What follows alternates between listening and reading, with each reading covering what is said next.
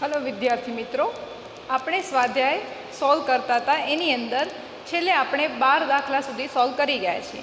હવે સ્વાધ્યાયના 13મા પ્રશ્નથી આપણે આગળ વધીએ।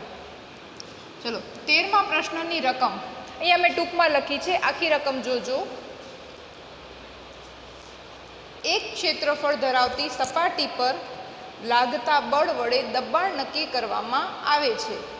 દબાણનો એસઆઈ એકમ પાસ્કલ છે, અહીંયા દર્શાવ્યો છે પાસ્કલ, PA એની સંજ્ઞા વૈજ્ઞાનિકના નામ ઉપરથી છે, અને 1 પાસ્કલ બરાબર 1 ન્યૂટન પર મીટર સ્ક્વેર અથવા તો મીટરની -2 ઘાત કહેવાય। આ સંબંધ પણ તમને રકમમાં જ આપી દીધો છે। હવે પ્રશ્ન પૂછે છે, જો દરિયાની સપાટી પર હવાનું દળ 1034 ગ્રામ સેન્ટીમીટર ની -2 ઘાત હોય તો દબાણ પાસ્કલમાં ગણો। હવે આ દાખલો જે છે એમ કહીએ તો આપણી પાસે આ ચેપ્ટર આધારિત નથી, કારણ કે તમારી પાસે ક્યાંય દબાણનું સૂત્ર નથી આવ્યું, બરાબર। પણ આ જૂના જે સૂત્ર શીખી ગયા છો એના ઉપરથી છે, સ્વાધ્યાયમાં છે એટલે આપણે અત્યારે કરીએ છીએ। આ 10મા ધોરણની અંદર દબાણના જે સૂત્ર આવ્યા છે એના ઉપરથી છે, એટલા માટે।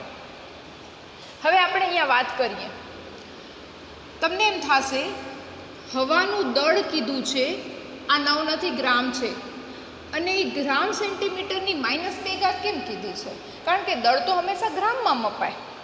તો અહીંયા અર્થ શું થાય છે ખબર છે? કારણ કે દરિયો ખૂબ જ મોટો છે, આપણે બધા પાણીનું દળ નથી માપતા, કેટલાનું સેન્ટીમીટરની -2 ઘાત, અથવા એમ કહીએ તો છેદમાં સેન્ટીમીટર સ્ક્વેર। હવે છેદમાં સેન્ટીમીટર સ્ક્વેર કીધું એનો અર્થ શું થયો? 1 સેન્ટીમીટર લાંબો 1 સેન્ટીમીટર પહોળો એવો આપણે ચોરસ બનાવીએ તો આટલા ભાગમાં જે પાણી છે એનું દળ આટલું છે, બરાબર।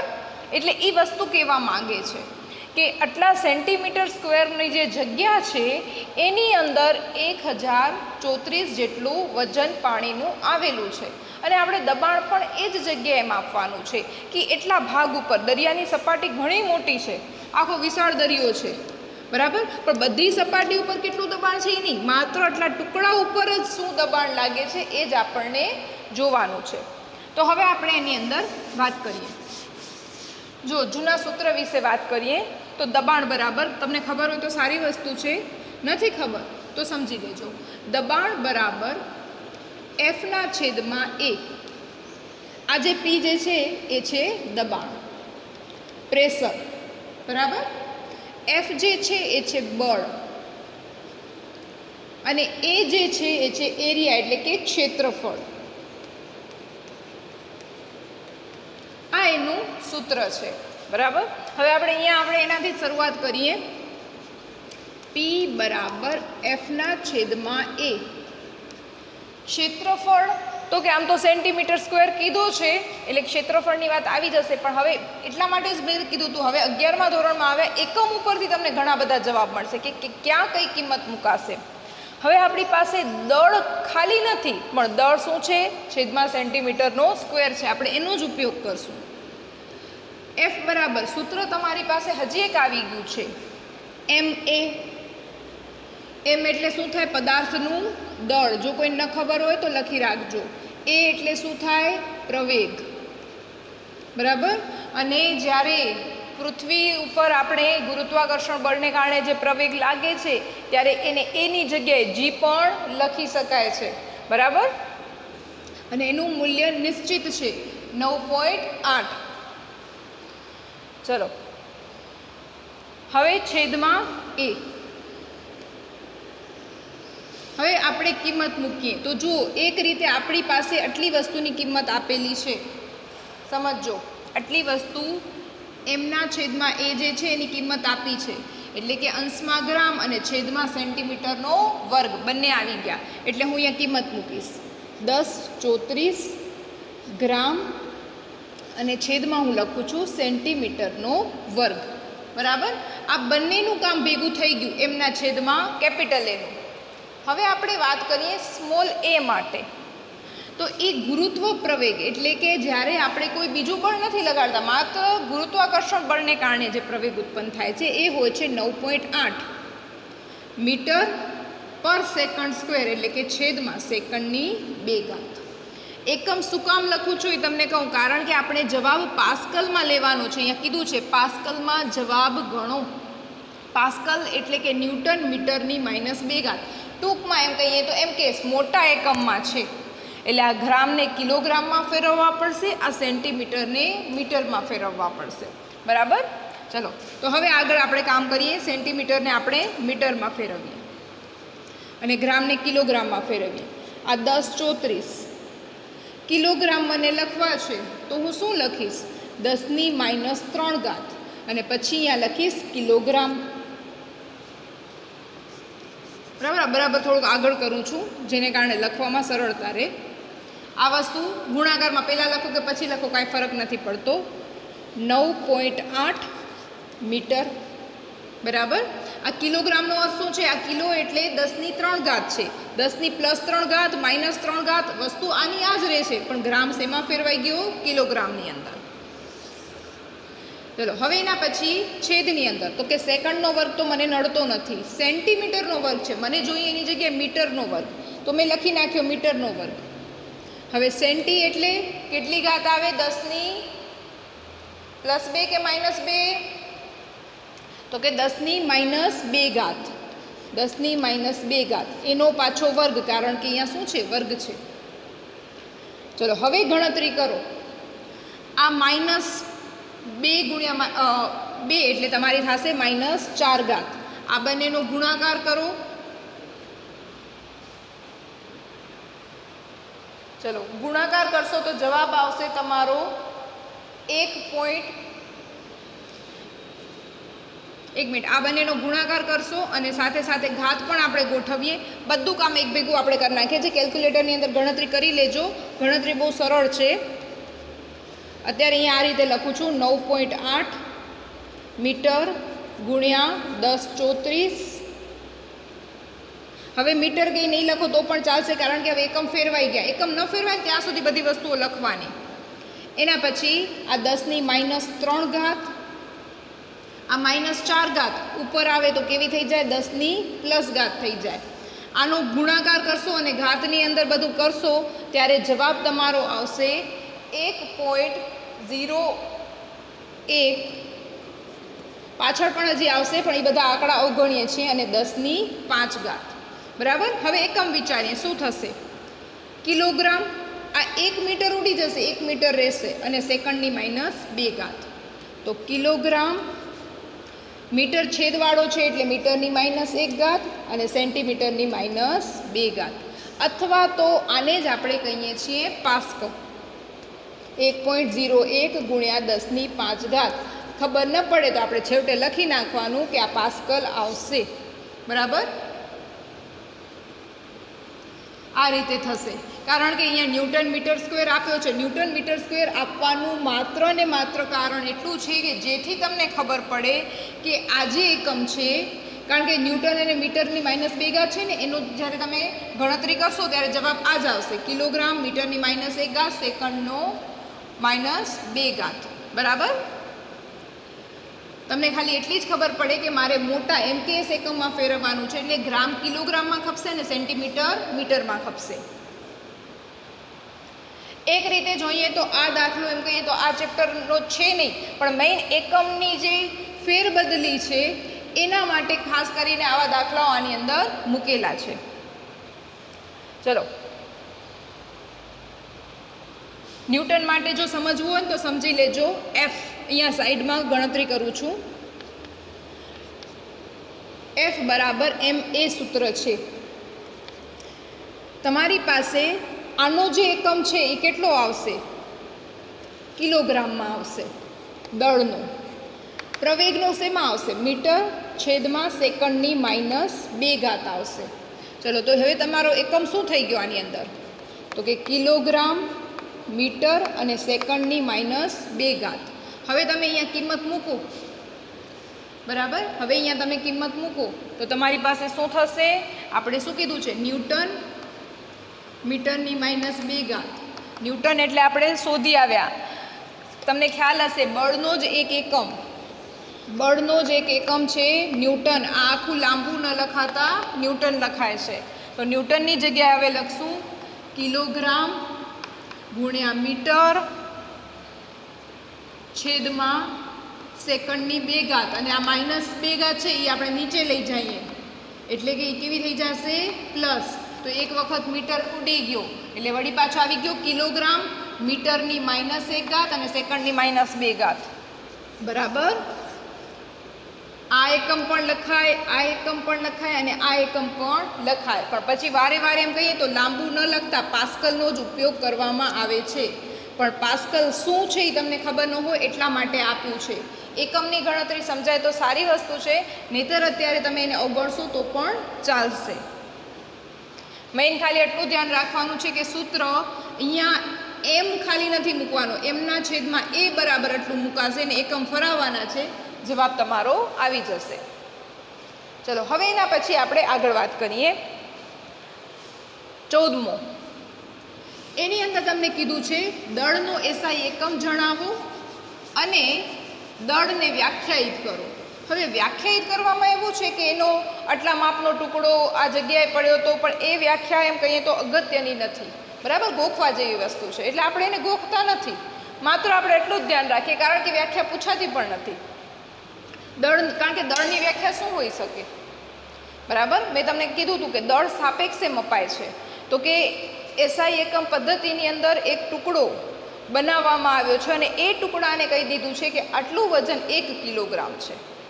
તો એ ક્યાં મૂકવામાં આવ્યો છે અને કેવી રીતે કઈ પરિસ્થિતિમાં રાખ્યો છે, મેં તમને કીધું હતું કે એવી ધાતુઓનો ઉપયોગ કર્યો છે કે જે બહુ સક્રિય નથી, એમ કહીએ તો લગભગ નિષ્ક્રિય જેવી ધાતુઓ છે, જે ઝડપથી રાસાયણિક પ્રક્રિયા નથી કરતી, અને એને એવી જગ્યાએ મૂકવામાં આવ્યો છે જ્યાં દબાણ, તાપમાન કોઈ વસ્તુ અસર ન કરે, એ રીતે એક બોક્સમાં મૂકવામાં આવ્યો છે.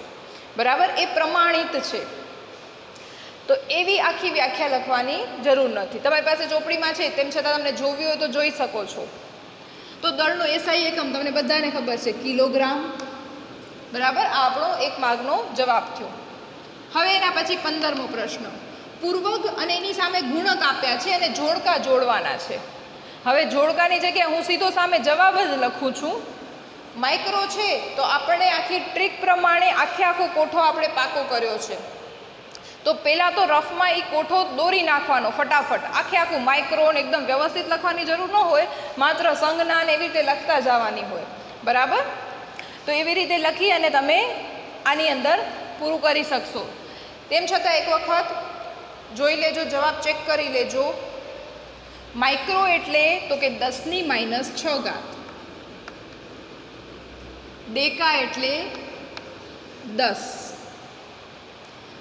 મેગા એટલે 10ની 6 ઘાત, 10ની 6 ઘાત, ગીગા એટલે 10ની 9 ઘાત, ફેમ્ટો એટલે 10ની -15 ઘાત. બરાબર, આ મેં સીધા જવાબ લખ્યા છે એટલે આ સાચા જવાબ છે આની સામેના. બરાબર, આ ચેક કરી લેજો.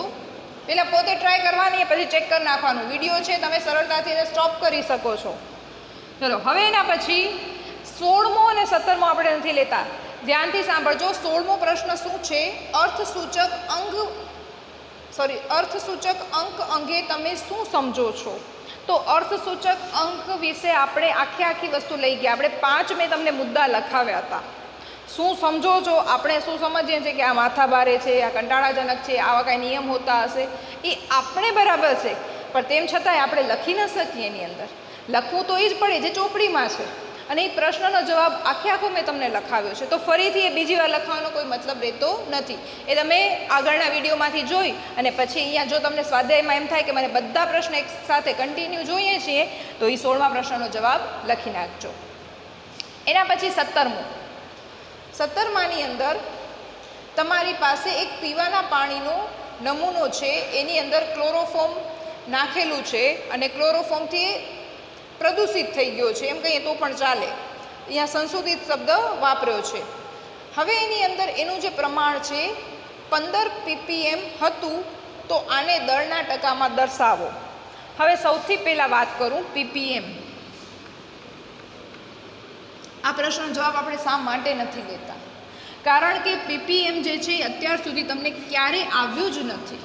બરાબર, કદાચ તમને 10મા ધોરણમાં પ્રદૂષણના કોઈ માપ વિશે ખાલી આપ્યું હશે કે આ આટલું પીપીએમ પાણીની અંદર એનું પ્રમાણ હોવું જોઈએ, એનાથી વિશેષ તમારી પાસે પીપીએમનું સૂત્ર શું, એની ગણતરી શું, જેમ આપણે મોલારિટી જોઈ, મોલાલિટી જોઈ, મોલન્સ જોયા, એ પ્રકારનું કોઈ પણ સૂત્ર અત્યારે ચોપડીમાં નથી અને એ તમે શીખી પણ નથી ગયા. એટલે આપણે આ પ્રકારનો જે પ્રશ્ન છે એને આપણે અવગણીએ છીએ. બરાબર, કારણ કે આ તમને પૂછાતો નથી, આ મુકાઈ ગયો છે પ્રશ્ન વર્ષોથી અને એ સુધારાતો નથી. બરાબર, તમને જો શીખવું હશે તો તમે અલગથી મને જાણ કરજો, તો હું તમને અલગથી શીખવાડી દઈશ. પણ અત્યારે આપણે આખો જ્યારે ચેપ્ટર લઈએ છીએ એને એટલો સંલગ્ન નથી, એટલે આપણે અત્યારે એને અવગણીએ છીએ. બરાબર, આ સૂત્ર છે એવું છે કે જે તમે શીખીને આવ્યા છો એટલા માટે આપણે આ લીધું, જ્યારે આ જે એવો છે કે સૂત્ર હજી તમને આવ્યું જ નથી એટલા માટે આપણે એને અવગણ્યો છે. હવે એના પછી 18મો પ્રશ્ન. 18મા પ્રશ્નની અંદર નીચેના અંકોને વૈજ્ઞાનિક સંકેતમાં દર્શાવો. હવે વૈજ્ઞાનિક સંકેત એટલે શું, સૌથી પહેલાં એ સમજી લેજો. વૈજ્ઞાનિક સંકેત એટલે મારી પાસે આ રીતે લખેલું છે 231. વૈજ્ઞાનિક સંકેત એટલે શું, તો કે એનો નિયમ છે એક અંક પછી પોઈન્ટ મુકાય અને બાકી બધી ઘાતમાં લખાય. એટલે કે એક અંક પછી હું પોઈન્ટ મૂકું તો 2.31.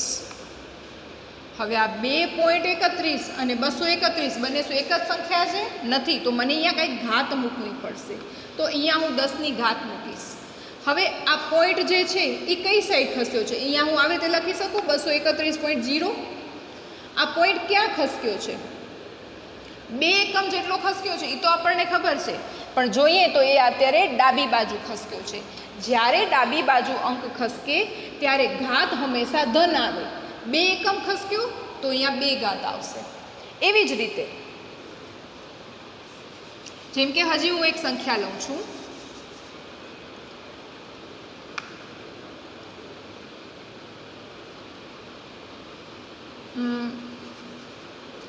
ચલો 0.547. હવે એક અંક પછી પોઈન્ટ આવવો જોઈએ. હવે 0 ના ચાલે. હવે એક અંક પછી પોઈન્ટ આવવો જોઈએ એટલે એક અંક જેટલો મારે પોઈન્ટ ખસકાવવો પડશે. એટલે તરત હું જવાબમાં લખીશ 5.47. આટલું તો બરાબર.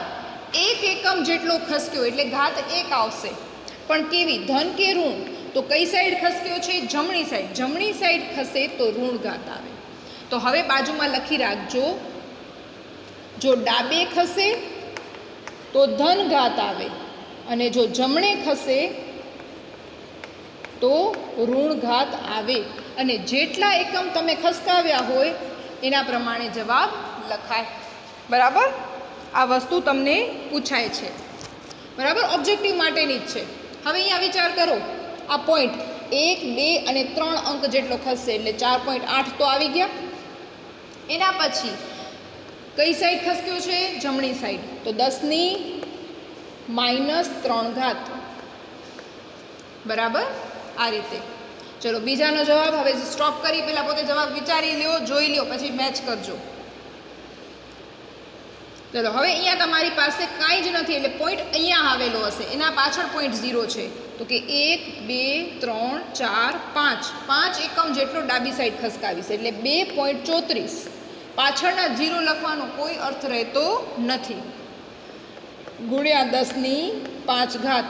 કારણ શું? ડાબે ખસકે તો ધન ઘાત આવે. ચલો હવે એવી જ રીતે અહીંયા પણ એવી જ રીતે અહીંયા પાછળ પોઈન્ટ અહીંયા આવશે. હવે પોઈન્ટ વિચારો, 1, 2 અને 3 ડાબે ખસકે છે એટલે 8 પોઈન્ટ. હવે અહીંયા 0 0 લખવા પડશે. કારણ શું? અહીંયા તો પાછળ બધા 0 હતા. 1 0 લગાડો, 2 લગાડો, 3 લગાડો, કાંઈ અર્થ રહેતો નથી. પણ અહીંયા તો પાછળ એક સંખ્યા છે. બરાબર, તો આવી રીતે લખાશે. અને કેટલી ઘાત થશે? 10ની 1, 2, 3 ખસક્યા એટલે 3 ઘાત અને એ પણ ધન. ચલો 500.0 આપ્યું છે. ના આપ્યું હોત તોય આપણે સમજી લેત કે અહીંયા પોઈન્ટ છે. ખાલી 500 આપ્યું હોત તો પણ. તો આપણે શું કરીએ? 5 પોઈન્ટ 1 0 લખવાની જરૂર, અથવા ખાલી 5 લખો તો ચાલે. પણ વૈજ્ઞાનિક સંકેતમાં દર્શાવવા માટે હંમેશા એ લોકો જોજો ઘણી જગ્યાએ રકમમાં પણ 1 નહીં લખે, 1.0 ગુણ્યા 10ની 3 ઘાત. બરાબર, એવી રીતે લખશે. આગળ દાખલા આવશે ને એટલે તમને ખબર પડશે. ગુણ્યા 10ની 2 એકમ જેટલો ખસક્યો છે એટલે 2 ઘાત. હવે એના પછી આ તો બરાબર ગોઠવેલો જ છે, આનામાં કાંઈ કરવાની જરૂર નથી. પણ તેમ છતાં જો ઓપ્શન આપેલા હોય તો ઓપ્શનમાં ધ્યાન રાખજો. ઘણી વખત ઓપ્શન જે છે એ આ રીતે આપેલો હશે, ગુણ્યા ખાલી 6.0012 ઓપ્શન નહીં આપેલો હોય, પૂછ્યો હશે આનો વૈજ્ઞાનિક અંક પૂછો અને પછી ઓપ્શનની અંદર 10⁻1 ને -1 અને એવી જ રીતે 0 ઘાત આપેલી હશે.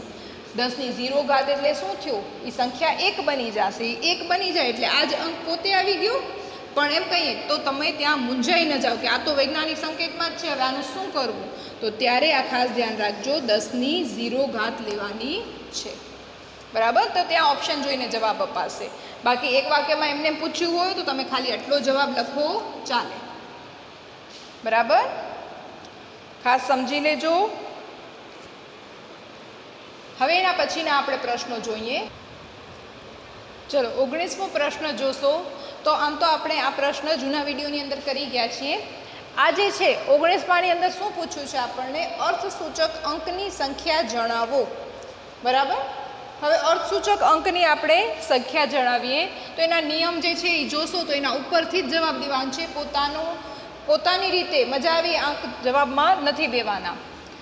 ચલો 2 અને 5 તો અર્થસૂચકમાં જ આવે. શૂન્યનો સમાવેશ અર્થસૂચક અંકમાં થતો નથી, પણ અમુક જ સંજોગોમાં થાય છે. બરાબર? અત્યારે જે શૂન્ય છે એ પોઈન્ટ પછી છે, પણ એનાથી આગળ પણ 0 જ છે એટલે નહીં આવે. તો 2 જ અર્થસૂચક અંક છે.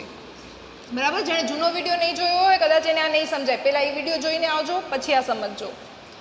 હવેનો જે શૂન્ય છે એ 2 અર્થસૂચક અંકની વચ્ચે છે એટલે 1, 2 અને 3, તો ટોટલ 3 અર્થસૂચક અંક કહેવાશે. એના પછી 5005, તો 5 અને 5 બંને અર્થસૂચક છે, એની વચ્ચેના જે અંક છે એ પણ અર્થસૂચક જ કહેવાય એટલે અહીંયા ટોટલ 4 અર્થસૂચક અંક આવશે. એના પછી 126 પોઈન્ટ, પછી પાછળ 3 0 આપ્યા છે પણ આનો કોઈ અર્થ નથી. 126 એટલે કે 1, 2 અને 6 3 અર્થસૂચક અંક છે. 500, તો અહીંયા પણ તમારી પાસે આ જે 0 જે છે એ તમારી પાસે એ રીતે આપેલા છે કે અહીંયા તમારી પાસે એક જ અર્થસૂચક અંક થશે, કારણ કે 5 અર્થસૂચક કહેવાય. 2 અર્થસૂચક અંકની વચ્ચે જો 0 હોત, અહીંયા 0ની જગ્યાએ 1 હોત તો તમારા 4 અર્થસૂચક અંક થઈ ગયા હોત, પણ અત્યારે આની અંદર એક જ આવશે. હવે અહીંયા તમારી પાસે 2, 3 અને 4 અને એની વચ્ચે 0 છે એટલે 1, 2, 3, 4 અને 5 અર્થસૂચક અંક થશે. બરાબર? આ પ્રશ્ન પહેલાં લઈ ગયા હતા એટલે બહુ સ્પીડમાં લીધો છે, ત્યારે આપણે ઘણી ડિટેલમાં ત્યારે ચર્ચા કરી હતી. હવે 20મો. હવે અહીંયા તમને કીધું છે સંખ્યાઓ આપી છે અને એના માટે શબ્દ એમણે વાપર્યો છે, એને સન્નિકટન કરો. સન્નિકટન કરો એટલે કે નજીકના આંકમાં લઈ આવો, જે આપણે ઓલરેડી કરીએ છીએ. દાખલાઓની અંદર તમને ખબર છે કે આપણે અમુક જગ્યાએ અમુક વસ્તુ અવગણીએ છીએ. પોઈન્ટ પાછળ ઘણું બધું આવતું હોય પણ આપણે 2 પોઈન્ટ સુધીનું જ લખીએ. બરાબર? અને 5 કરતાં મોટો આંક હોય તો આગળના આંકમાં શું કરીએ છીએ? 1 ઉમેરી નાખીએ છીએ. તો એવી જ રીતે અહીંયા કરવાનું છે. સન્નિકટન કરવાનું એટલે કે નજીકનો આંકડો લેવાનો છે. તો અહીંયા જવાબ શું આવશે? તો કે 34.2. બરાબર? કારણ કે પાછળ શું છે? પાછળ એકડો આપેલો છે. હવે 1 આપેલો હોય તો એનો કોઈ એમ કહીએ તો 5 કરતાં મોટો નથી. 34.2. અને હા, અહીંયા કીધું છે 3 અંક સુધી જ સન્નિકટન કરો, એટલે કે આ ત્રીજા અંક સુધી જ નજીક લઈ આવવાનું છે. જો તમે ચોથા અંક સુધી ગયા હો તો આ આંકડો જે છે 5 કરતાં મોટો છે તો આપણે લખત 34 પોઈન્ટ પછી 2 અને આ 1 જે છે એમાં 1 ઉમેરી નાખત એટલે 34.22 લખત. જો 4 અંક સુધી સન્નિકટન કરવાનું હોત તો. વળી એના પછી 1, 2, 3 આ 3 અંક થયા. હવે ચોથો અંક જુઓ 1 છે એટલે આની અંદર કોઈ વધારો કરી શકશે નહીં એટલે 10.4. બરાબર? જો આમાં પણ એવી જ રીતે 1, 2, 3, 4 અને 5 અંક સુધી સન્નિકટન કરવાનું કીધું હોત તો 5માં પછીનો આંકડો જોત 7 તો કે એ મોટો છે તો તરત જ અહીંયા 4, 1 અને 1 થઈ જાત એટલે 10.411 થઈ જાત. એટલે એ ખાસ ધ્યાન રાખવાનું. શું કીધું છે? 3 અંક સુધીનું સન્નિકટન કરવાનું છે. ચલો હવે એના પછી 1, 2 અને 3. હવે એના પછીનો આંકડો જુઓ 5. 5 અથવા 5થી મોટો. 1 મિનિટ. પોઈન્ટ પછીનું આપણે અહીંયા તો બધું 0 જ છે એટલા માટે નહીં તો તમારી પાસે અહીંયાથી તમે લઈ શકો છો તો તમારી પાસે 0.05 આવત, પણ અહીંયા બંને 0 હોવાથી આપણે પોઈન્ટ પછીથી શરૂઆત કરીએ. 1, 2 અને 3 આ 9 છે તો આગળનો અંક એક વધારી નાખીએ તો 0.46 બરાબર. આને બેને કાઢી નાખ્યા કારણ કે આ 0 પોઈન્ટ છે. અહીંયા 10 પોઈન્ટ હતું એટલા માટે 1, 2 અને 3 લીધા હતા. આ 0 પોઈન્ટ છે એટલે આપણે આને ગણતા નથી. 1, 2 અને 3. આ ત્રીજો આંકડો 5 છે, એના પછીનો જોઈએ તો આ 9 છે. તો 9 છે એ 5 કરતાં મોટો હોવાથી આગળના અંકમાં 1 વધારી દીધો. વળી પાછું 1, 2, 3 એના પછીનો આંકડો 8 છે, વધી ગયો તમારી પાસે તો 2800. અને હવે અહીંયા ખાસ ધ્યાન રાખજો પોઈન્ટ જે છે ને અહીંયા પછી છે બરાબર. હવે આ પોઈન્ટમાં થોડોક ફરક હોય તો આપણે પાછળના આંકડા અવગણી નાખીએ. હવે તમે વિચાર કરો, આને તમે કાઢી નાખો છો, કટ કરી નાખ્યો, તમારો જવાબ આવે 281. 2808ની જગ્યાએ 281. આ આંકડો એની નજીકનો કહેવાય ન કહેવાય? તો કે અહીંયા તમારે 0 દર્શાવવો પડે. 8 ભલે કાઢી નાખ્યો, આગળના અંકને મોટો કર્યો તો 2808 કે 2810, તો એ કાંઈ બહુ મોટો ફરક નથી. તમારી પાસે 2808 ચોકલેટ છે કે 2810 છે તો હવે એમાં 2 ચોકલેટથી કંઈ ફરક પડવાનો છે? નથી પડવાનો. એટલે અહીંયા ખાસ ધ્યાન રાખજો, અંડરલાઈન કરી રાખજો કે અહીંયા બધી જગ્યાએ પોઈન્ટ પછીના આ બધા હોવાથી આપણે એને શું કરીએ છીએ? અવગણી નાખીએ છીએ, લખતા નથી.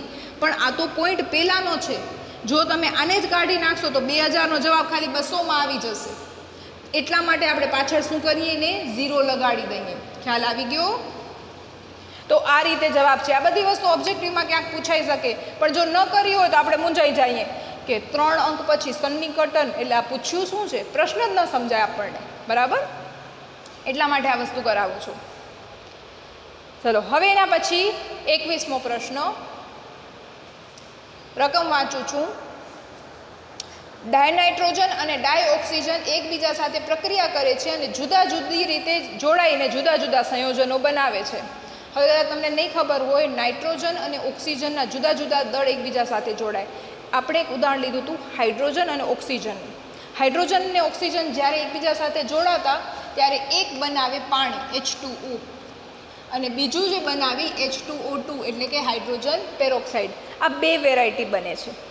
પણ જ્યારે નાઇટ્રોજન અને ઓક્સિજન જોડાય છે ત્યારે ઘણી બધી જાતના બને છે.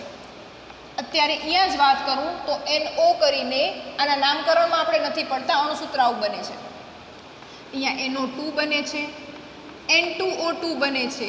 ખાસ ધ્યાન રાખજો, આ 2 વસ્તુ અલગ છે, બંધારણ આખું જુદું હોય છે. પછી અહીંયા N2O5 મળે છે. એટલે કે 2 જ વસ્તુ છે, N2 અને O2. જુદી જુદી પ્રક્રિયા પરિસ્થિતિમાં પ્રક્રિયા કરે ત્યારે તમારી પાસે અલગ અલગ જાતના વાયુઓ મળે છે. એટલે કે તમારી પાસેના જુદા જુદા દળ એકબીજા સાથે જોડાય છે. તો હવે તમને પ્રશ્ન પૂછ્યો છે એ કરીને કે ઉપરની પ્રાયોગિક માહિતીમાં રાસાયણિક સંયોગીકરણનો કયો નિયમ પડાયો છે અને તેનું નિવેદન કરો. એટલે કે નિયમ લખો. કયો નિયમ પડાયો છે? આપણે આની અંદર કયો નિયમ હતો? ગુણક પ્રમાણનો નિયમ. બરાબર, ગુણક પ્રમાણનો નિયમ. અને હવે અહીંયા ગુણક પ્રમાણનો નિયમ આખે આખો તમારે લખવાનો છે, જે આપણે ઓલરેડી લખી ગયા છીએ. બરાબર. ગુણક પ્રમાણનો નિયમ કોણે આપ્યો તો? ડાલ્ટન નામના વૈજ્ઞાનિકે. ગુણક પ્રમાણના નિયમમાં શું છે? જ્યારે 2 પ્રક્રિયકો એકબીજા સાથે જોડાય છે અને પછી એ બંનેના જે દળ જે છે, એક પ્રક્રિયક સાથે બીજો પ્રક્રિયક જ્યારે જોડાય ત્યારે બંને સમયે જુદા જુદા દળ જોડાય છે. એટલે કે નિપજ 2 કરતાં વધારે મળે છે. અને આ 2 જે દળ હોય એકબીજાના શું હોય? નાના ગુણોત્તરની અંદર દર્શાવી શકાય. એટલા માટે જ એને ગુણક પ્રમાણનો નિયમ કહ્યો છે. બરાબર. એનું વાક્ય જૂના વિડીયોમાંથી અને તમારી નોટમાં લખેલું પણ હશે, જો જુદા વિડીયોમાંથી નોટ બનાવી હશે તો એમાંથી લખવાનું છે. ચલો હવે બી કરીને પ્રશ્ન પૂછ્યો છે, પણ બી કરીને ભલે પૂછ્યો 21માની અંદર, પણ એને આની સાથે કોઈ સંબંધ નથી. એમ કહીએ તો એક અલગ જ પ્રશ્ન છે, એકમોને ફેરવવાનો પ્રશ્ન છે. સમજો, એક એક વસ્તુ આપણે લેતા જઈએ ને ખાલી જગ્યાઓ પૂરી કરીએ. જેમ કે જો પેલું કીધું છે 1 કિલોમીટર બરાબર ખાલી જગ્યા મિલીમીટર બરાબર. આપણે આટલાકને ધ્યાનમાં લઈએ છીએ. આની ગણતરી પછી કરશું. જો કેવી રીતે ગણતરી કરશું. 1 કિલોમીટર, હવે એકનો તો કોઈ અર્થ નથી. કિલો એટલે કિલોની જગ્યાએ શું લખાય? એનો ગુણક કયો છે? 10⁻³ ચલો 10⁻³ મીટર. મીટરમાં તો ઘૂસી ગયા. હવે મીટરમાંથી મિલીમીટરમાં ઘૂસીએ તો મિલી માટે તમારો કયો પૂર્વક લાગે? તો મિલી માટે તમારી પાસે જે આંકડો લાગે એ છે 10⁻³ તો એમને જ રહેશે, બરાબર કરીને જ લખીએ છીએ. જો મને મિલી લખવું હોય તો 10⁻³ લખવું પડે. 10⁻³ મારી મરજી મુજબ અંકમાં ફેરફાર કરાય, સંખ્યામાં ફેરફાર કરાય ન કરાય. તો હું શું કરું? હજી એક વખત 10⁻³ મૂકું. તો આનો અર્થ શું થાય છે? 10⁻³ -3 એટલે 10⁻0 એટલે જવાબ 1. એટલે આ જ વસ્તુ તમારો જવાબ છે, પણ આપણે આપણી સરળતા માટે ફેરવ્યો છે. હવે અહીંયા વિચારો, 10⁻³ મીટર છે. હવે 10⁻³ કોની સંજ્ઞા છે? મિલી માટે. મીટરનો સ્મોલ m એવી જ રીતે. હવે આટલાકનો કરી નાખો ઘાતોનો સરવાળો, આધાર સરખા ઘાતનો સરવાળો. 10ની કેટલી ઘાત થઈ? 6 બરાબર. તો અહીંયા જવાબ આવશે 10⁻6. આ રીતે ગણતરી કરવાની છે કે પહેલાં તો મેં કિલોને મીટરમાં ફેરવ્યો, હવે મીટરમાંથી હું મિલીમીટરમાં જાઉં. મને જોઈએ -3 છે નહીં, નથી તો -3 ને +3 બંનેને દાખલ કરો. -3ની જગ્યાએ ભવિષ્યમાં મિલી લગાડી દો અને બાકી આ બધાની જે ઘાત હોય એનો સરવાળો બાદબાકી જે થતો એ કરીને જવાબ લઈ આવવાનો. બરાબર. ચલો હવે એવી જ રીતે 1 કિલોમીટર બરાબર ખાલી જગ્યા pm બરાબર પિકોમીટર પાઇકોમીટર બંને બોલાય. ચલો ફરીથી એ જ પ્રમાણે કિલોના લખ્યા 10⁻³ મીટર. હવે મને પી લઈ આવો છે તો પીનો સહગુણક કયો છે? -12 છે. તો જો આ તો એમને રહેશે, આને તો આપણે કાંઈ ડગાવતા જ નથી. મને 10⁻12 તો ખપે જ છે, તો જ હું એના માટે એની જગ્યાએ ભવિષ્યમાં સ્મોલ પી લખી શકીશ, મીટરના મીટર. પણ મારી મરજી મુજબ ફેરફાર ન કરાય. મેં -12 નાખ્યા તો મારે +12 પણ નાખવા પડે. બરાબર. હવે આની જગ્યાએ હવે હું શું લખીશ? પી મીટરના મીટર. આનો કરો સરવાળો 10⁻15. બરાબર. તો આ રીતે ગણતરી કરશો તો જવાબમાં ભૂલ નહીં પડે. તો આ રીતે તમારે ગણતરી કરીને જુદા જુદા દર્શાવવાના છે. ચલો અહીંયાથી આ બગાડી નાખું છું. બરાબર. આ લખાઈ ગયું. આ કટ કરું છું.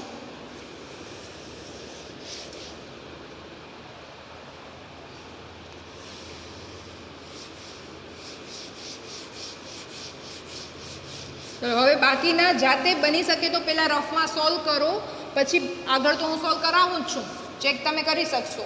બધા ગણીને બતાવું છું. બરાબર. ચલો હવે એના પછી 1 મિલીગ્રામ બરાબર ખાલી જગ્યા કિલોગ્રામ. પહેલાં આટલાકને જ નહીં, એક્ઝામમાં પૂછે ને તો કોઈ એક જ સંબંધ પૂછે, કાંઈ બે ન પૂછે. પણ આ તમારી પ્રેક્ટિસ માટે આ રીતે તમને સ્વાધ્યાયમાં આપ્યું છે. ચલો 1 મિલીગ્રામ. પહેલાં તો એ મિલીગ્રામનો પહેલાં તો મિલી કાઢી નાખીએ એટલે તરત જ શું થઈ જાય? 10⁻³ ગ્રામ. હવે મને ગ્રામમાંથી શેમાં જવું છે? કિલોગ્રામ. કિલો હું ક્યારે લખી શકું? જો મારી પાસે 10⁻³ હોય તો આ -3 ના -3 એમને પાછળ અહીંયા મેં લખી નાખ્યા 10⁻³ ગ્રામ છે નહીં, મેં મારી મરજીથી નાખ્યા છે. તો જેટલા કાઢે એટલા જેટલા નાખ્યા એટલે આપણે કાઢવા પણ પડશે. એટલે -3 નાખીએ તો આ -3 + 3 10⁻0. આ જ જવાબ આવીને ઊભો રહી જશે. હવે અહીંયા ઘાતોનો સરવાળો -3 -3 જવાબ શું થાય? -6. બરાબર. ગણિતના નિયમ પ્રમાણે પાછી નિશાની નહીં ભૂલવાનું. અને આ 3ની જગ્યાએ હવે લખશું કિલો અને આ ગ્રામના ગ્રામ. તો જવાબ શું થયો? 10⁻6 કિલોગ્રામ. બરાબર. ચલો હવે એના પછી વાત કરીએ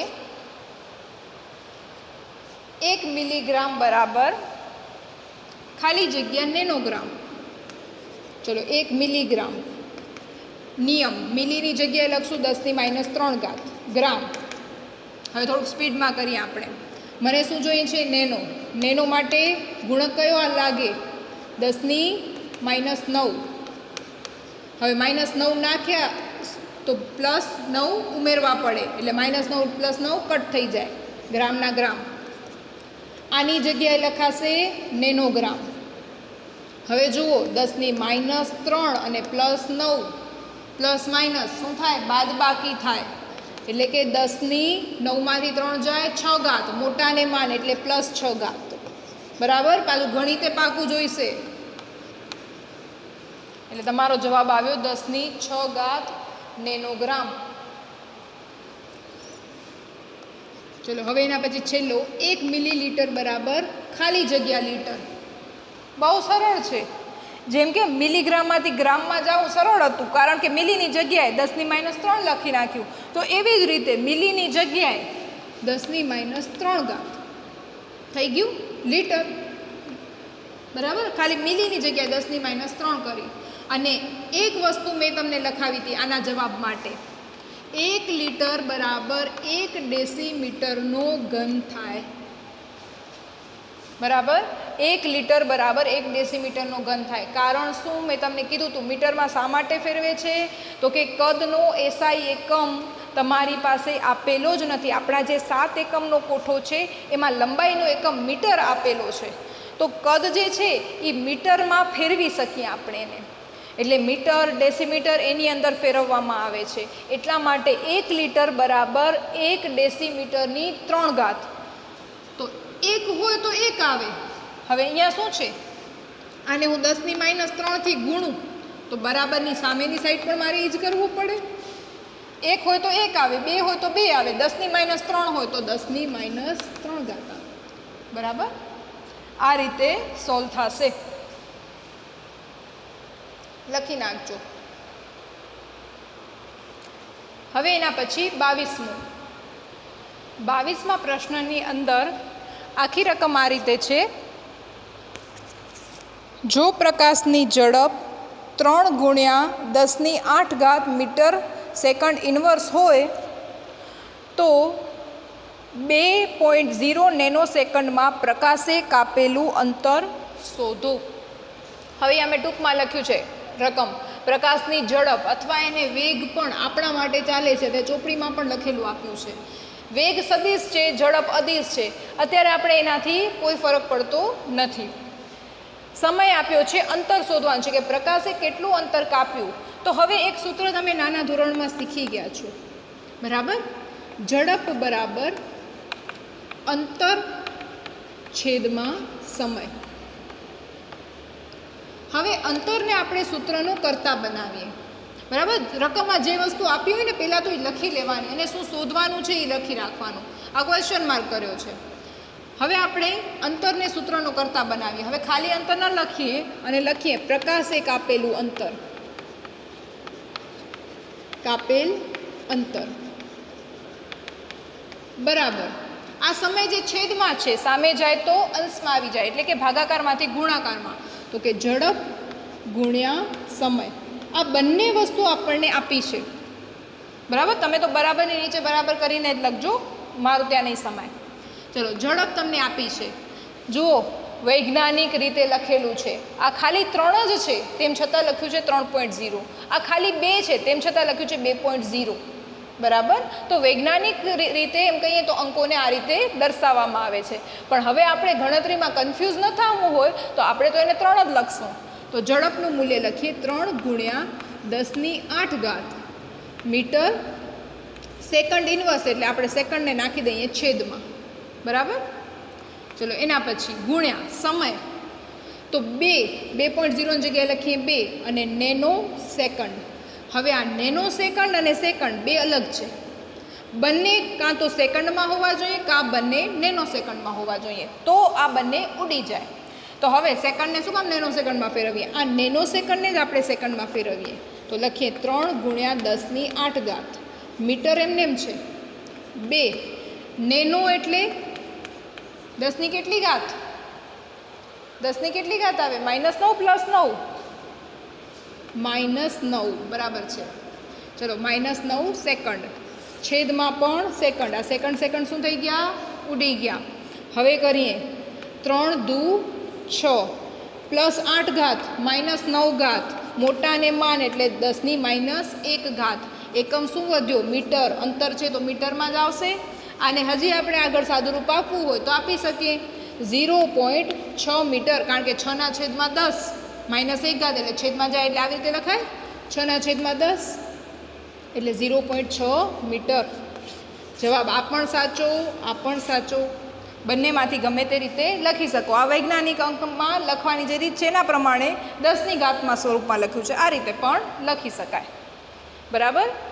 આ સૂત્રો જે છે આ ચેપ્ટરના નથી, પણ એકમની ફેરબદલી માટે આ વસ્તુઓ આવે છે. પહેલાં દબાણવાળો દાખલો હતો એ પણ એ માટે જ હતો, આ પણ એના માટે જ છે. એટલે તમારા જાણીતા સૂત્રોનો ઉપયોગ કરીને આ રીતે આવતું હોય છે. મોટાભાગે ચોપડીના જ દાખલા આવતા હોય છે, ચોપડીની બહારના બહુ પૂછાતા નથી. બરાબર. ચલો હવે એના પછી 23મો પ્રશ્ન. એક પ્રક્રિયા આપી છે A + B2, એમાંથી નિપજ બને છે AB2. તો નીચેની પ્રક્રિયા મિશ્રણોમાં સીમિત પ્રક્રિયક જો હોય તો એને ઓળખી બતાવો. હવે આ 5 અલગ અલગ પદ્ધતિ 5 અલગ અલગ કન્ડિશન આપી છે કે કોનામાં કોણ સીમિત પ્રક્રિયક છે. પ્રક્રિયા તો મારી પાસે આ જ છે, A + B2, એમાંથી બને છે AB2. આનો અર્થ શું થયો પહેલાં તો આપણે એ સમજી લઈએ પોતા માટે. અને આ બધા ભેગા ન પૂછાય, કોઈક પણ એક વસ્તુ પૂછાય અને એ ઓબ્જેક્ટિવ તરીકે જ પૂછાય. બરાબર. ઓબ્જેક્ટિવ માટે ઉપયોગી છે આ વસ્તુઓ. ચલો અહીંયા કાંઈ જ નથી લખ્યું એટલે 1, આ પણ 1. તો કે આ બંને 1 મોલ પ્રક્રિયા કરે તો તમારો નિપજ મળે છે 1 મોલ જેટલો. હવે આપણે વાત કરીએ, અહીંયા મોલમાં નથી કીધું, અહીંયા તો પરમાણુને અણુ કીધા છે. હવે પરમાણુને અણુ શા માટે કીધા છે? જો અહીંયા તમારી પાસે એ એકલું હોવાથી આને તમે અણુ કયો કે પરમાણુ કયો કોઈ જ ફરક નહીં પડે. આ તમારા નિષ્ક્રિય વાયુ નિયોન અને હિલિયમ જેવી પરિસ્થિતિ છે. પણ જેમ કે હું આની વાત કરું તો ખાલી બી છે તો એ પરમાણુ છે, પણ જો મને અણુ કેવો છે તો મારો લખાશે B2. બરાબર. જ્યારે હું કદાચ તમને રકમ લખાવું ને એવી રીતે બોલું છું હાઇડ્રોજન પરમાણુ તો ખાલી H લખાશે, અને હાઇડ્રોજનનો અણુ શબ્દ વાપરું છું તો તમારે વગર પૂછે H2 જ લખવાનું હોય. ખ્યાલ આવી ગયો? તો આ રીતે તમારી પાસે આવશે. ચલો હવે આપણે પ્રશ્ન જોઈએ. રફમાં જ વિચારીને જવાબ દેવાનો છે.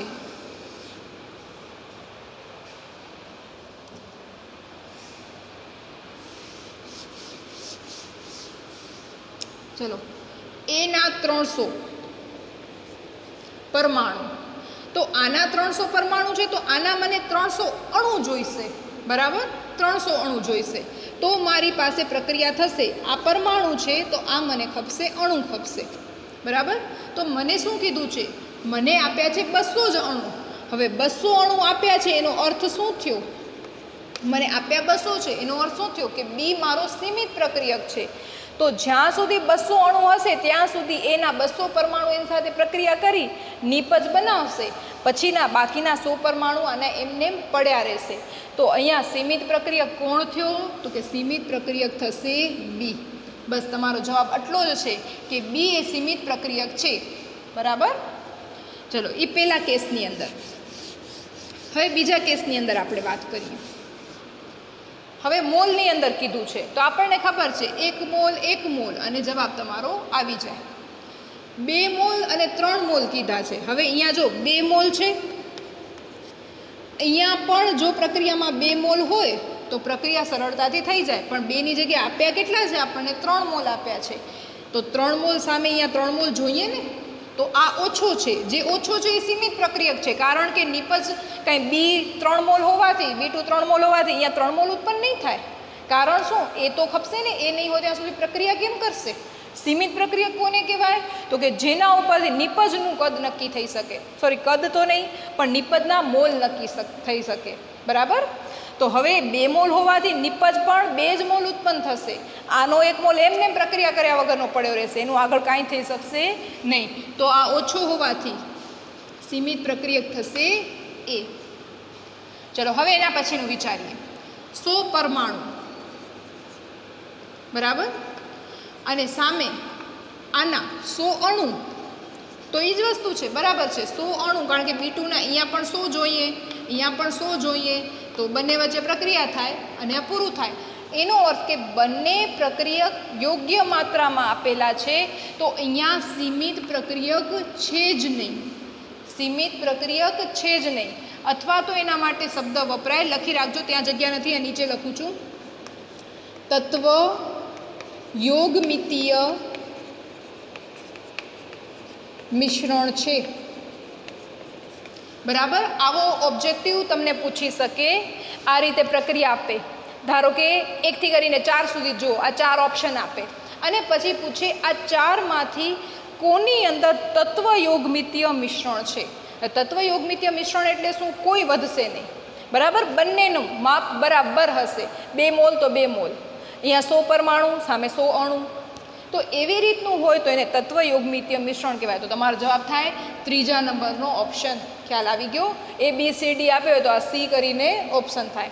એટલા માટે આ શબ્દ ધ્યાન રાખજો, ત્યાં લખજો, સીમિત પ્રક્રિયક નથી, તેથી તે તત્વ યોગમિતીય મિશ્રણ કહેવાય. બરાબર. અને હા, ચોપડીમાં છે ને અમુક જગ્યાએ થોડીક મિસ્ટેક આપેલી છે, પ્રિન્ટિંગ મિસ્ટેક છે, એ જરાક સુધારી લેજો. અહીંયા છે ને લખ્યું છે બીના 3 મોલ. બીના 3 મોલ ન લખી શકાય, કારણ શું? બી એ શું છે? પરમાણુ છે. B2ના 3 મોલ એવી રીતે લખવું પડે. ખ્યાલ આવી ગયો? અહીંયા તો બી ખાલી લખ્યો છે, એનું કારણ છે કે શબ્દની ચોખવટ કરી છે કે અહીંયા 100 અણુ છે. અણુ કહી દીધા એટલે વાંધો નથી. જેમ કે મેં તમને પહેલાં જ કીધું, હું બોલું હાઇડ્રોજનના અણુ, તો તમારે H2 જ લખવાનું હોય. એવી જ રીતે જ્યારે હું બીના અણુ કહું છું એટલે B2 જ મારે સમજવાનું છે. ખ્યાલ આવી ગયો? પણ બાકી બધી જગ્યાએ, એટલે કે એક આ બીજા નંબરની અંદર, ચોથાની અંદર અને 5માની અંદર હંમેશા લખ્યું છે બીના મોલ. બીના મોલ ના આવે, B2ના મોલ આવે. એટલે આ વસ્તુ ચોપડીમાં સુધારી લેજો, એટલે ભવિષ્યમાં તમે કન્ફ્યુઝ ન થાઓ. ચલો વળી પાછું આ 5 મોલ અને આ 2.5 મોલ જોઈએ તો બંનેના મોલ સરખા. આના વધારે છે, આના ઓછા છે, આના ઓછા છે, એટલે 20 થઈ ગયો તમારો સીમિત પ્રક્રિયક. એના પછીનું આના 2.5 મોલ, આના 5 મોલ જોઈએ તો 1 તો 1, 2 તો 2, 3 તો 3. આ 2.5 તો અહીંયા પણ 2.5, પણ અહીંયા શું આપ્યું છે? 5 આપ્યા છે. આનું પ્રમાણ ઓછું છે, આનું પ્રમાણ ઓછું છે, એટલે એ થઈ ગયો તમારું સીમિત પ્રક્રિયક. બરાબર, કારણ કે આ વધારે હોવાથી કોઈ અર્થ એનો રહેતો નથી. બરાબર, હવે સમજાઈ ગયું હશે તમને બધાને. હવે 24મો દાખલો લઈએ એનાથી પહેલાં આપણે એક કોયડો બાકી રાખ્યો છે. એ મેં જાણી જોઈને જ બાકી રાખેલો છે, કારણ કે આ બંને દાખલા એવા છે, એક કોયડો અને 24મું, આ બંને એક સરખા હોવાથી બંને આપણે એક ભેગા લેશું. ચલો હવે આની કોયડા 1.5ની રકમ વાંચું છું. 50 કિલોગ્રામ N2 અને 10 કિલોગ્રામ H2 ને ઉપયોગ કરી NH3 મેળવવામાં આવે છે. ઉત્પન્ન થયેલ NH3ની ગણતરી કરો અને આ પરિસ્થિતિમાં NH3ના ઉત્પાદનમાં સીમિત પ્રક્રિયક કોણ છે તે જણાવો. બરાબર, હવે અહીંયા ટૂંકમાં મેં લખી રાખ્યું N2ના 50 કિલોગ્રામ, H2ના 10 કિલોગ્રામ. સીમિત પ્રક્રિયક કોણ છે અને ઉત્પન્ન થતો NH3 કેટલો છે. હવે આવા દાખલા કેવી રીતે ગણશો? લાંબા હોય છે, જો પૂછાશે તો એ 4 માર્કની અંદર જ પૂછાશે. જ્યારે પણ તમારી પાસે કિલોગ્રામ આપ્યો, કિલોગ્રામ ઉપરથી આપણે તો કાંઈ નક્કી ન કરી શકીએ, એટલે પહેલાં આપણે પ્રક્રિયા લખવી પડે. પ્રક્રિયા સમીકરણ બેલેન્સ કરીએ. અર્થ શું થયો? 1 મોલ N2, 3 મોલ H2 અને 2 મોલ NH3 ઉત્પન્ન થાય. જો આ પ્રમાણ વાપર્યું હોય તો બધી વસ્તુ મોલ ઉપરથી નિશ્ચિત થશે. તો કે પ્રક્રિયા તો મેં લખી નાખી, પણ હવે હું નક્કી કરીશ એના મોલ વિશે. તો કે મારી પાસે આવશે પહેલાં તો મોલ શોધવાના. તો આપણી પાસે 2 વસ્તુ છે, તો કે N2ના મોલ. કોઈ પણ વસ્તુના મોલ શોધવા હોય તો આપેલ દળ છેદમાં આણ્વીય દળ. હવે આ સૂત્ર તમે વારે વારે નહીં લખો તો ચાલશે. આ દાખલો ખૂબ મોટો છે તો આટલી વસ્તુ અવગણી શકાશે. આપેલ દળ કેટલું છે? 50 કિલોગ્રામ. તરત જ આપણે સ્ટ્રાઇક થવી જોઈએ. મારી પાસે આણ્વીય દળ જે છે એ ગ્રામ પર મોલમાં આવે એટલે મારે શું કરવું પડશે? તરત જ એને ત્યાંથી કિલોગ્રામની જગ્યાએ ગ્રામમાં ફેરવવું પડે. એટલે કે 10³ ગ્રામ થઈ ગયું. છેદમાં આણ્વીય દળ, એક નાઇટ્રોજન માટે 14, 14 28. એનો એકમ ગ્રામ પર મોલ. છેદનો છેદ ક્યાં આવી જશે? મોલ અંશમાં. ગ્રામ ગ્રામ ઉડી જશે. ચલો એક રીતે જોવા જાઓ તો 50,000 ભાગ્યા 28 ગણતરી કરો, જવાબ આવશે 1.785. આપણે એને વૈજ્ઞાનિક અંકની અંદર લખીએ છીએ ગુણ્યા 10³ મોલ.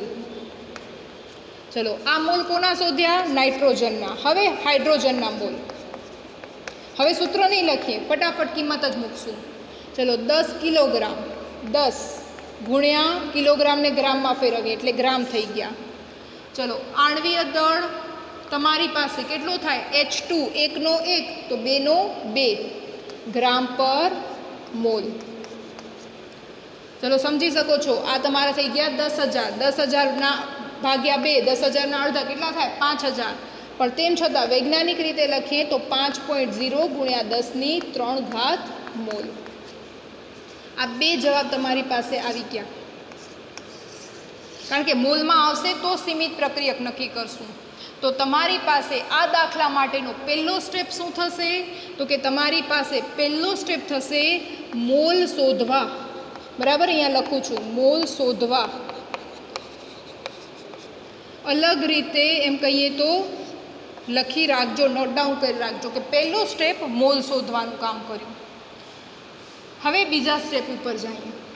હવે સીમિત પ્રક્રિયક નક્કી કરીએ તો કોઈ પણ રીતે નક્કી કરી શકીએ. હવે જો મેં આ પ્રક્રિયા લખી છે 1 ને 3, અને હા ખાસ ધ્યાન રાખજો પહેલો સ્ટેપ આ મોલ શોધવાથી પહેલાં રાસાયણિક પ્રક્રિયા લખવાની. 1 મોલ માટે કેટલા હાઇડ્રોજન જરૂરી? તો કે 3 મોલ. તો આપણે લખીએ 1 મોલ N2 માટે જરૂરી H2 બરાબર 3 મોલ. તો હવે મારી પાસે નાઇટ્રોજનના કેટલા મોલ મેં લીધા છે? 50 કિલોગ્રામ. કિલોગ્રામ ન લખાય, મોલ લખાય. તો 1.785 ગુણ્યા 10³ મોલ N2 માટે જરૂરી H2 બરાબર. તો કે ક્વેશ્ચન માર્ક કરીને રાખી દઈએ. હવે ગણતરી નીચે દર્શાવીએ. ત્યાં જગ્યા હોય તો સારી વસ્તુ છે તો ત્યાં લખજો. પદો શું થઈ જાય? આ બે ઊંધા થઈ જાય. આ અંશમાં એમને એમ રહેશે. તો 1.785 ગુણ્યા 10³ અને એને ગુણ્યા 3. છેદનો 1 આપણે લખતા નથી. ચલો કરો ગુણાકાર. જવાબ આવશે 5.35 ગુણ્યા 10³ મોલ. કોના આવ્યા? H2ના. કે જો આટલા મોલ નાઇટ્રોજન છે તો મને પ્રક્રિયા કરવા માટે આટલા મોલ હાઇડ્રોજન જોઈશે. પણ એકચ્યુઅલમાં છે વૈજ્ઞાનિક અંકમાં ફેરવવાનું કારણ જ આ હતું. આ 5.0 છે, આ 5.35 છે. પાછળ ઘાત તો બંનેની સરખી છે. તો એનો અર્થ શું થયો? હાઇડ્રોજન ઓછા છે. હાઇડ્રોજન આપણી પાસે આનાથી વધારે હોત તો શું કહેત આપણે? નાઇટ્રોજન સીમિત પ્રક્રિયક છે. પણ હાઇડ્રોજન આનાથી ઓછા આવ્યા. મને જરૂરી એટલા છે પણ છે મારી પાસે એટલા, એનો મતલબ હાઇડ્રોજન ઓછા છે. તો સીમિત પ્રક્રિયક કોણ થયો? હાઇડ્રોજન. તો લખીએ આપણે આથી કહી શકાય કે H2 સીમિત પ્રક્રિયક છે. બરાબર. તો અહીંયા તમારો જવાબ શું આવ્યો? સીમિત પ્રક્રિયક H2 એટલે કે ડાયહાઇડ્રોજન વાયુ તમારો સીમિત પ્રક્રિયક થયો. હજી પૂરું નથી થયું. ઉત્પન્ન થતો NH3 શોધવાનો છે. તો જો પહેલો સ્ટેપ મોલ શોધવા, બીજા સ્ટેપની અંદર સીમિત પ્રક્રિયક નક્કી કરવો, બરાબર, સીમિત પ્રક્રિયક નક્કી કરવો. આ બીજો સ્ટેપ. તમને ક્યાંય સાઈડમાં લખવું હોય અથવા હાંસિયામાં લખવું હોય તો લખી રાખજો. હવે એના પછી ત્રીજા નંબરના સ્ટેપ ઉપર. હવે સીમિત પ્રક્રિયક ઉપરથી જ હંમેશા નક્કી કરવાનું. નોંધ કરીને લખી રાખજો, બરાબર, નોંધ કરીને.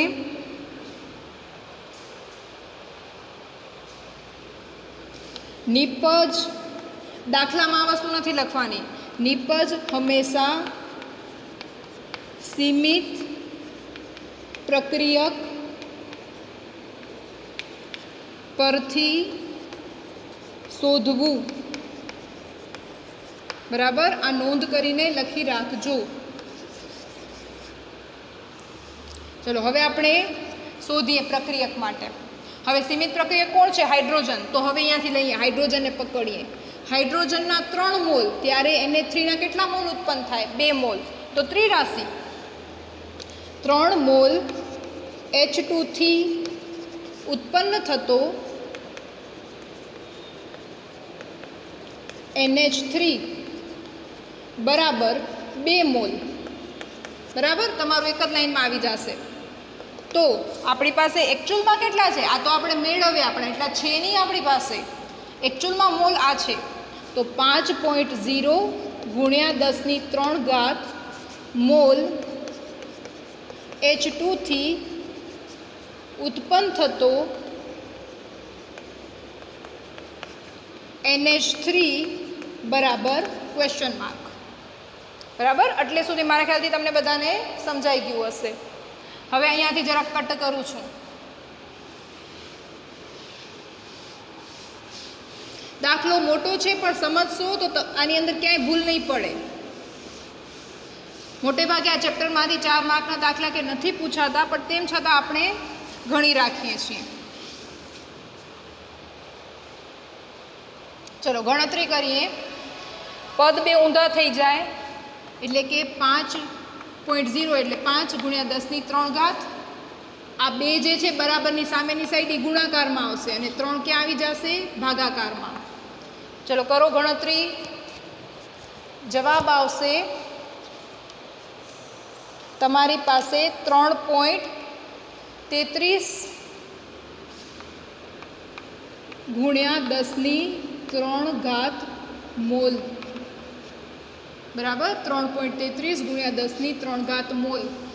તમને એમ થયું જવાબ આવી ગયો, લખી નાખ્યો. ના, તમને પૂછ્યું, અહીંયા આપ્યું બધું કિલોગ્રામમાં છે, તો આનો જવાબ પણ કિલોગ્રામમાં જ દેવો પડે, મોલમાં ન ચાલે. તો હવે એના પછી એને આપણે કિલોગ્રામમાં ફેરવીએ, પણ કિલોગ્રામથી પહેલાં આપણે ગ્રામમાં સરળતાથી ફેરવી શકશું, બરાબર. આપણું સૂત્ર શું છે? મોલ બરાબર આપેલ દળ છેદમાં આણ્વીય દળ. તો અહીંયા જે દળ મળે એ ગ્રામમાં મળે. તો દળ બરાબર શું થયું? મોલ ગુણ્યા આણ્વીય દળ. આણ્વીય દળ જે ભાગાકારમાં જે સામે જાય તો ગુણાકારમાં. તો લખીએ NH3નું દળ બરાબર મોલ કોના હોય? NH3ના જ હોય. ચોખવટ કરવાની જરૂર નથી અને લખો તો સારી વસ્તુ છે. ગુણ્યા આણ્વીય દળ, તો એ પણ કોનું હોય? NH3નું જ હોય. ચલો મોલ કેટલા છે? 3.33 ગુણ્યા 10³ આણ્વીય દળ કેટલું છે? તો કે આપણને નથી ખબર, શોધી શકીએ છીએ. નાઇટ્રોજનના 14, હાઇડ્રોજનનો 1, એવા 3. તો 14, 15, 16 અને 17. ચલો ગણતરી કરશો.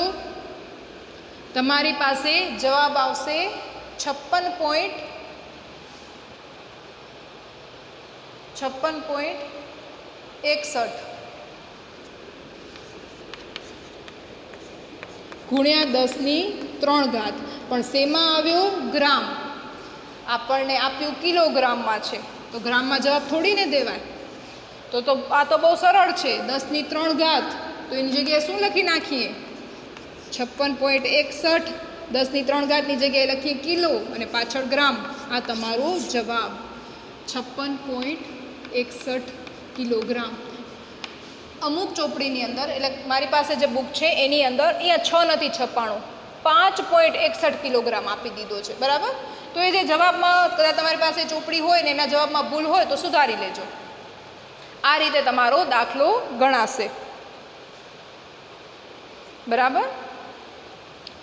ફરીથી જ્યારે પણ આવી વસ્તુ આપી હોય તમારી નોટમાં જોતા જાઓ કેવી રીતે આપણે કર્યું. પહેલી વસ્તુ સમીકરણ લખ્યું, બીજા નંબરની વસ્તુ મોલ શોધ્યા, જે પણ આપ્યા છે નાઇટ્રોજન અને હાઇડ્રોજન બંનેના મોલ શોધ્યા. એના પછી તો કે આપણે પ્રક્રિયા ઉપરથી નક્કી કરીએ કે 1 મોલ નાઇટ્રોજન માટે 3 મોલ હાઇડ્રોજન જોઈએ.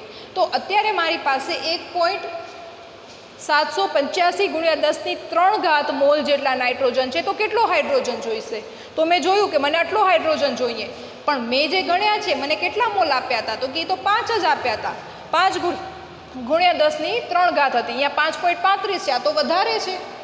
એનો અર્થ શું થયો? હાઇડ્રોજન ઓછો છે. હાઇડ્રોજન ઓછો છે એટલે હાઇડ્રોજન મારો સીમિત પ્રક્રિયક. આ વસ્તુ દાખલામાં નહીં લખાયો, વ્હાઇટ અક્ષરે લખી છે. ખાલી સીમિત પ્રક્રિયક ઉપરથી જ શોધાય, કારણ કે નાઇટ્રોજન ઉપરથી જો તમે ગણતરી કરી આવશો કે આટલા મોલ નાઇટ્રોજન 1 મોલથી 2 મોલ ઉત્પન્ન થાય તો આટલાથી કેટલો, તો તમારો જવાબ ખોટો આવશે. કારણ શું? નાઇટ્રોજન બધો વપરાશે નહીં, થોડોક પ્રક્રિયા કર્યા વગરનો રહી જશે. કારણ શું? તો કે હાઇડ્રોજન ઓછો છે. જ્યાં સુધી હાઇડ્રોજન હશે ત્યાં સુધી જ નાઇટ્રોજન વપરાશે, પછી આગળ નાઇટ્રોજન વપરાશે નહીં. એટલે હંમેશા સીમિત પ્રક્રિયક ઉપરથી જ ત્રિરાશિ માંડવી. કોઈને એમ થાય કે અહીંયા હું ત્રિરાશિ આ રીતે માંડું, 1 મોલ N2થી ઉત્પન્ન થતો NH3 બરાબર 2 મોલ, તો 1.785 ગુણ્યા 10³ N2થી કેટલો ઉત્પન્ન થાય? તો એ નહીં આવે. સીમિત પ્રક્રિયક ઉપરથી જ ગણતરી થાય. જો નાઇટ્રોજન સીમિત પ્રક્રિયક હોત તો અહીંયા નાઇટ્રોજન પ્રમાણે લે, તો આ હાઇડ્રોજન પ્રમાણે ન લેવાય. ખ્યાલ આવી ગયો? આ વસ્તુ ખાસ ધ્યાન રાખજો. એના ઉપરથી આપણે NH3ના મોલ લઈ આવ્યા અને મોલ ઉપરથી આપણે શું શોધ્યું? એનું દળ, જે ગ્રામમાં હતું ને છેલ્લે કિલોગ્રામમાં આપણે ફેરવ્યું, કારણ કે અહીંયા બધું કિલોગ્રામ છે, તો આ પણ જવાબ આપણે જોઈએ કિલોગ્રામની અંદર. હવે એવો જ આપણે દાખલો ગણીએ, સ્વાધ્યાયનો 24મો. ચલો 24મા દાખલાની રકમ. 24મા દાખલાની અંદર કીધું છે N2 2 ગુણ્યા 10³ ગ્રામ, આ વખતે ગ્રામમાં આપ્યું છે, સારું છે. હાઇડ્રોજન 1.0 ગુણ્યા 10³ ગ્રામ આપેલ છે. સીમિત પ્રક્રિયક શોધવાનો છે, ઉત્પન્ન થતો NH3 શોધવાનો છે. ABC એમ કરીને 3 પ્રશ્નો આપ્યા છે. વસ્તુ આ શોધવાની છે. બરાબર.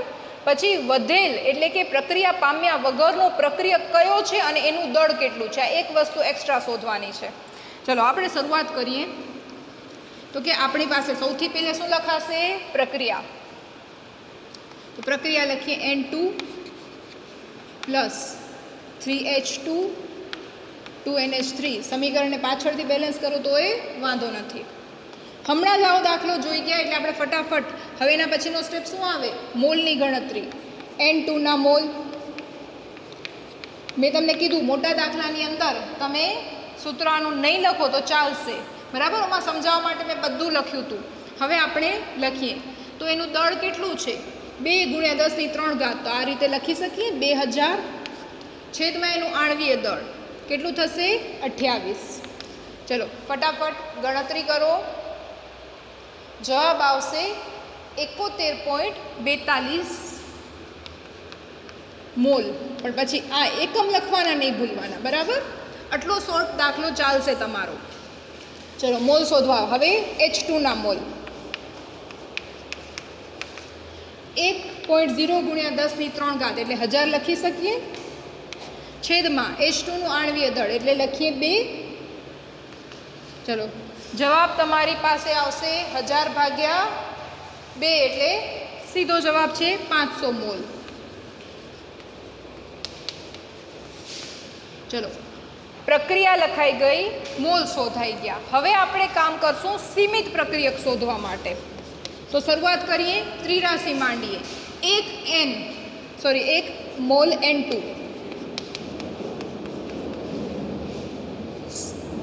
માટે જરૂરી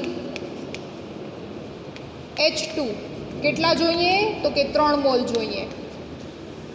હવે અહીંયા મને કેટલા આપ્યા છે? 71.42 મોલ N2 માટે જરૂરી H2 બરાબર ક્વેશ્ચન માર્ક. હવે ગણતરી અહીંયા સામે કરું છું. બરાબર. પદો ઊંધા થઈ જાય એટલે 71.42 છેદમાં 1 લખવાનો કોઈ અર્થ નથી, ગુણ્યા 3. ચલો મારી પાસે જગ્યા ઓછી છે એટલે હું બાજુમાં જ બરાબર કરતી જાઉં છું, તમે નીચે પણ લખી શકશો. કરો ગણતરી. શું આવ્યો જવાબ? જવાબ આવશે 214 મોલ. ચલો હવે જુઓ, આપ્યા 500 છે, મને તો જરૂર માત્ર 214ની જ પડી, બરાબર. એનો અર્થ કે આ તો અઢળક પ્રમાણમાં છે. સીમિત કોણ થયું?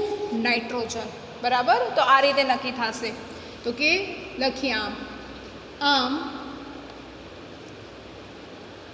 અહીં N2 સીમિત પ્રક્રિયક થશે. N2 સીમિત પ્રક્રિયક થશે એટલે એક પ્રશ્નનો જવાબ આવી ગયો. સીમિત પ્રક્રિયક કોણ? N2. હવે એના પછી હંમેશા NH3 શોધવો હોય તો કોના ઉપરથી શોધવાનો? સીમિત ઉપરથી. સીમિત કોણ છે? N2. તો આ વખતે આપણી જે ત્રિરાશિ મંડાશે એમાં N2 નો ઉપયોગ કરશું. એમાં જો હાઇડ્રોજન હતો તો હાઇડ્રોજનનો ઉપયોગ કર્યો હતો. 2 દાખલા ભેગું કરવાનું કારણ જ આ છે. ચલો હવે 1 મોલ નાઇટ્રોજનથી 2 મોલ NH3 ઉત્પન્ન થાય તો એના પ્રમાણે જ લખીએ. 1 મોલ N2 થી ઉત્પન્ન થતો NH3 બરાબર 2 મોલ, બરાબર. તમારો એક જ લાઈનમાં આવી જશે. તો હવે મારા પાસે N2 ના કેટલા મોલ છે? તો કે જોઈએ સીમિત પ્રક્રિયક 71.42 મોલ N2 થી ઉત્પન્ન થતો NH3 બરાબર ક્વેશ્ચન માર્ક. હવે એ ગણતરી કરીએ, નીચે પદો ઊંધા કરીએ એટલે 71.42 છેદમાં 1નો કોઈ મતલબ નથી, બરાબરની સામેના 2 ગુણાકારમાં કરો ગણતરી. જવાબ આવશે તમારો 142.8 મોલ. વળી પાછી એ જ પરિસ્થિતિ, મોલમાં નથી લખવાનું. કીધું હોય મોલમાં શોધો તો દાખલો પૂરો, પણ કાંઈ ન કીધું હોય તો જે સ્વરૂપ આપ્યું છે એ જ સ્વરૂપમાં જોઈએ, એટલે કે આપણને જોઈએ ગ્રામમાં. તો લખીએ NH3 નું દળ. લાસ્ટ મેં તમને સમજાવ્યું શું કરવું પડે? મોલ ગુણ્યા આણ્વીય દળ. તો કે મોલ ગુણ્યા આણ્વીય દળ. ચલો મોલ કેટલા આવ્યા મારા? 142.8. અહીંયાથી જે જવાબ આવશે એ ગ્રામમાં જ આવશે. છેલ્લા દાખલાની અંદર આપણે કિલોગ્રામ હતું તો ગ્રામને કિલોગ્રામમાં ફેરવ્યું, અહીંયા તો ગ્રામમાં જ છે એટલે આપણી એ મહેનત બચી જશે. ચલો આણ્વીય દળ કેટલો થાય? છેલ્લે આપણે ગણ્યો હતો 14, 15, 16 અને 17. ચલો છેલ્લે જવાબ મેચ કરી લેજો. એને આપણે વૈજ્ઞાનિક અંકમાં ફેરવીએ તો 2.4 ગુણ્યા 10³ ગ્રામ આવશે, બરાબર. 2.4 ગુણ્યા 10³ ગ્રામ, બરાબર. તમારો જવાબ આ રીતે આવશે. હવે આ દાખલો અહીંયા પૂરો નથી થતો. એક્ઝામમાં આટલું મોટું નહીં જ પૂછે, કોઈ પણ એક વસ્તુ પૂછે. A, B, C કરીને જે તમને 3 પ્રશ્નો છે એમાંથી કોઈ પણ એક જ પ્રશ્ન પૂછશે, બધું નહીં પૂછે. હવે અત્યારે પૂછ્યું છે તો આપણને આવડવું પણ જોઈએ. શું પૂછ્યું છે એમણે? તો કે પ્રક્રિયા પામ્યા વગરનું કોઈ પદાર્થ વધશે? તો કે હા વધશે. કયો વધશે? હાઇડ્રોજન. અને એ હાઇડ્રોજન કેટલો વધશે એ આપણને શોધવાનો છે. તો હવે શોધીએ. કેવી રીતે શોધશું? તો કે પહેલાં તો આપણે વિચારીએ H2 ના બાકી રહેતા મોલ, કારણ કે મોલમાંથી જ આપણા ગ્રામમાં આપણે પહોંચી શકશું. પેલા મોલ વિચારીએ. આપણે શોધ્યા હતા, અહીંયા જ હમણાં જ મેં બગાડ્યા. કેટલા હતા? 500 મોલ હતા. એમાંથી વપરાશે કેટલા? 214. ચલો કરો બાદબાકી. જવાબ આવશે 286 મોલ. એટલે કે હાઇડ્રોજનના 286 મોલ. વળી પાછી એ જ વસ્તુ બધું ગ્રામમાં, તો જવાબ ગ્રામમાં જોઈએ. તો હવે એના માટે H2નું દળ એ જ રીતે સૂત્ર લાગશે, મોલ ગુણ્યા આણ્વીય દળ. મોલ ગુણ્યા આણ્વીય દળ. કદાચ બીજી વખત તમને નથી લખવું સૂત્ર તો પણ ચાલે, એક વખત તો આપણે ઓલરેડી લખ્યો છે. ચલો મોલ કેટલા આવ્યા? 286. પછી ખાસ ધ્યાન રાખવાનું, પછી કોઈ મોલ બીજા કોઈના નથી લખી આવવાના. હાઇડ્રોજનના જેટલા મોલ વધ્યા છે એટલા જ લખવાના છે. હાઇડ્રોજનના 500 ને 214 ને નથી લખવાના, બરાબર? કારણ કે જે વધ્યું છે એનું જ આપણે દળ શોધવું છે. આણ્વીય દળ 2. કરો ગુણાકાર. જવાબ આવશે 572 ગ્રામ. અથવા કોઈને ઈચ્છા થાય વૈજ્ઞાનિક અંકમાં ફેરવવું છે તો 5.72 ગુણ્યા 10⁻² ગ્રામ. બંને જવાબ સાચા, માર્ક ક્યાંય નહીં કપાય, બરાબર? 5.72 ગુણ્યા 10⁻² ગ્રામ. ખાલી દાખલો લાંબો છે પણ જો સમજશો તો સરળ પણ છે. ફરીથી વાત કરીએ, પહેલાં આપણે પ્રક્રિયા લખીએ, પછી N2H2ના મોલ લઈએ. મોલ ઉપરથી આપણે ત્રિરાશી માંડીને સીમિત પ્રક્રિયક શોધ્યું. સીમિત પ્રક્રિયક ઉપરથી નીપજ કેટલી ઉત્પન્ન થશે એના મોલ શોધ્યા. મોલને ફેરવ્યા દળમાં. આમ તો આ દાખલો અહીંયા પૂરો થઈ ગયો. હવે તો કે બાકી કોણ રહ્યું છે એના વિશે પૂછ્યું છે. તો H2 વધારે હતો, તો H2ના મોલ હતા મારી પાસે 500. વપરાશે કેટલા? તો કે નાઇટ્રોજન પ્રમાણે 214, તો આટલા વધ્યા. જવાબ પાછો મને મોલમાં નથી જોઈતો એટલે એને ફેરવ્યો મેં દળની અંદર, બરાબર? આવા 2 દાખલા છે, એક કોયડાની અંદર અને એક સ્વાધ્યાયની અંદર. ફરીથી જોઈ જાજો. ચલો હવે સ્વાધ્યાયના બાકીના પ્રશ્નો આપણે આવતા વિડીયોમાં લેશું. Thank you.